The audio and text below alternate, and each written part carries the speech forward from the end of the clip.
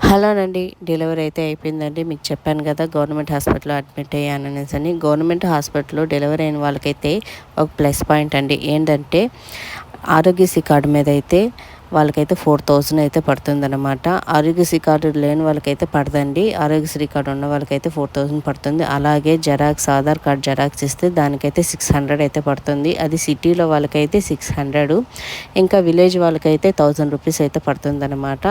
ఇది only government హాస్పిటల్‌లో delivery అయిన వాళ్ళకి వరకేనండి. ఈ ఆరోగ్యశ్రీ కార్డు మీద 4000 అయితే పడుతుందనమాట.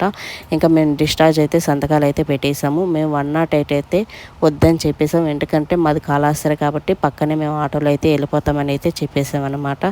ఇంకా అలాగా వర్షం అండి. ఆ రోజైతే ఫుల్ వర్షం, బయటకు కూడా అడుగు పెట్టలేము. అలా వస్తుంది వర్షం కూడా, గాలి అయితే ఫుల్ గాలి. ఇంకా మా నవ్య పాప అయితే ఫుల్ హ్యాపీనండి. ఇంకా నాన్న వాళ్ళైతే నాకు దిష్టి తీసి పాపకి నాకు దిష్టి తీశారు.